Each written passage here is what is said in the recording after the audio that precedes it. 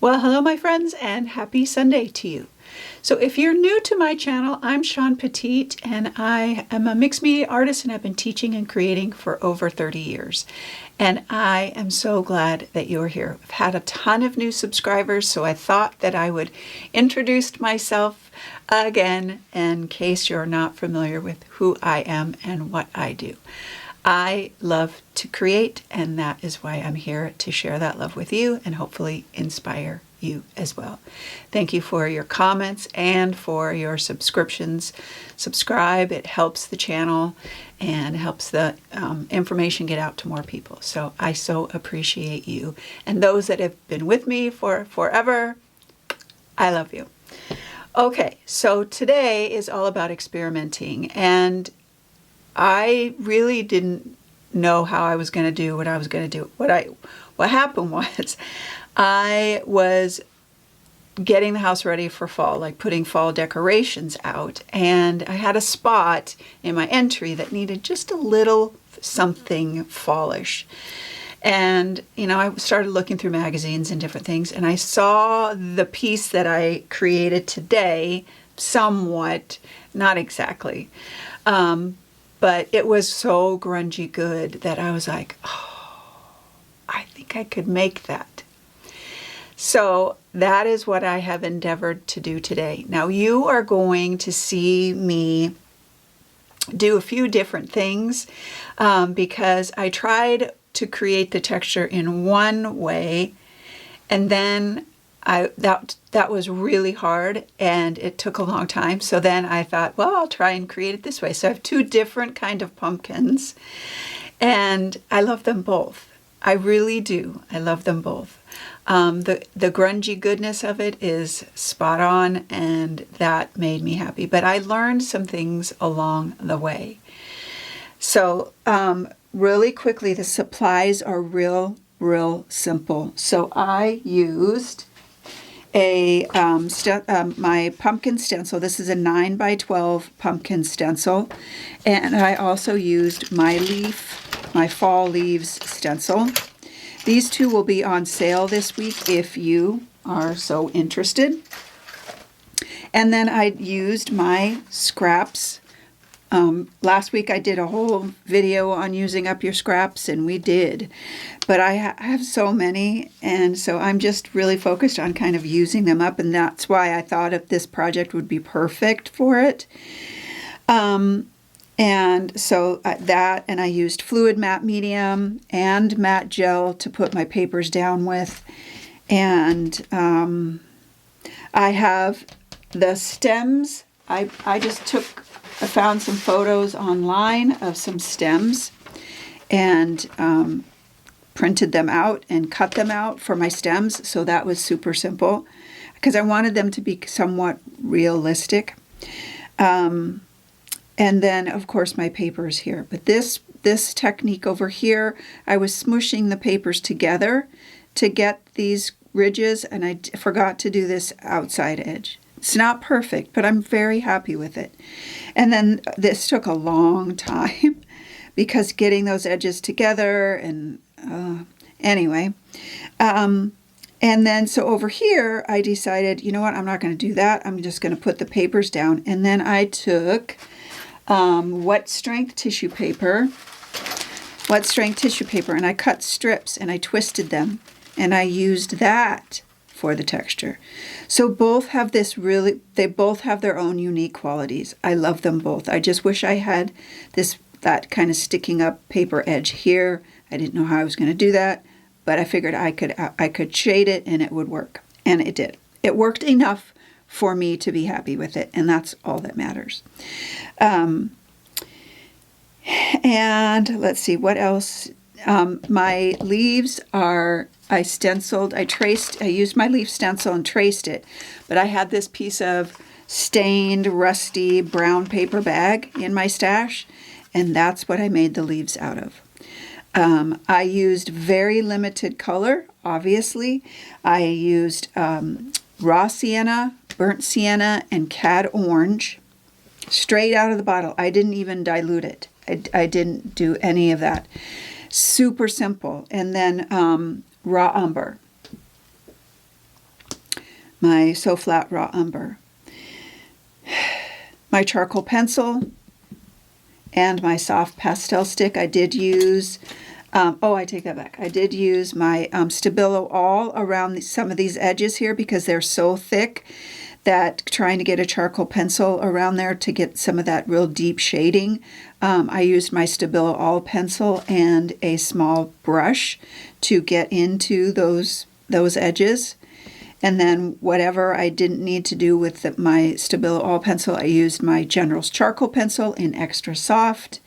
I used just a regular mechanical pencil to trace my leaves.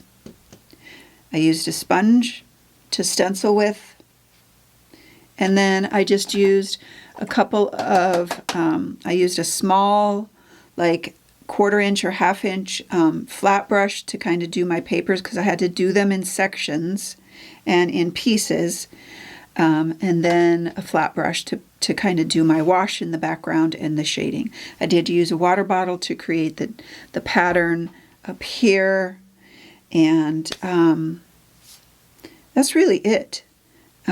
Very simple supplies. This took a considerable amount of time because I was learning what I was doing. I didn't know how I was going to get the texture because the picture that I saw had lots of texture in the pumpkins with all these really great collage papers, and I loved it.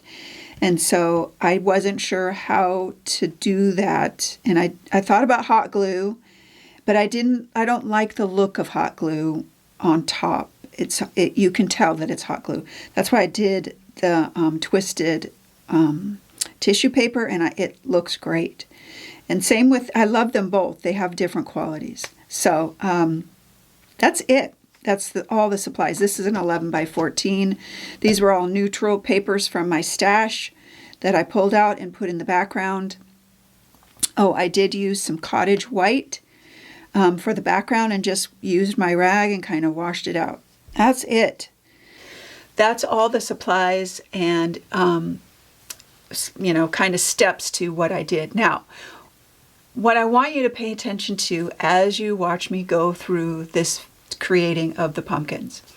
Pumpkins aren't necessarily a real popular topic for people to search for art to create. However, the lessons that I learned in the process are really what I want to convey to you today as an artist, and whether you're beginning or advanced. We tend to be our own worst enemy. And I was just sharing this in an art chat in the membership that 2 things that we need to do to grow as an artist is be open to anything like this. I didn't know how I was going to do this, but I was willing. Even if it didn't turn out, I wanted to try. I didn't talk myself out of trying to create something because it wouldn't be perfect. And there is no perfect art. Even the masters, their art is not perfect. It's perfect for someone. Some person will see that art and say it's perfect for me. But there's no such thing as perfect art. And so be open to trying anything. And then the second thing is hush that inner critic. Don't say, oh, I could never do that. Don't say that, because you can. It may not be what you thought it would be, and you may think this was like when I was creating, I was like, this pumpkin's really hard. It took me a long time to get those papers. I'm going to try something else. But in the process, I learned some really great techniques that I will be taking to other things. And so every time we show up to the table, it serves us. It serves us. So whatever sparks your interest, whether it's grungy pumpkins like for me, or it's flowers or whatever, search out those things. Follow those threads. Never say never in whatever you want to create. And however, if it makes you happy, then that's the whole point of our creative time. So I get comments all the time that I just don't have the time, or I can't do it, or I don't, have the space, or I don't have the things, or whatever it might be. And to be honest, those are all excuses. Really what it's about is you're afraid that you will maybe not make the right thing. And there is no right thing. The right thing is that you're here and you're creating for you, and you deserve that time. Too often we think we don't, and that's part of the problem. That's that inner critic saying, no, you're not good enough and you don't have time, you should be doing this, you should be doing that. But if it serves us and makes our soul happy, and it's allowing us to process or feel or express things, it's for us, and you deserve that. So I wasn't sure I was going to share the video because I struggled through some of this process, and you'll see that. But I wanted to share it because I want to remind you that whenever you're trying anything new, it's never easy, and no art is perfect, and you deserve to have a happy soul and create. All right, my loves, I hope that you'll get a chuckle a few times at what I did, and that it inspires your own creativity, and that you show up for you, no matter what. All right, my loves, I hope you have a wonderful Sunday. I hope it's restful and peaceful, and I hope that you always, always know that you are loved.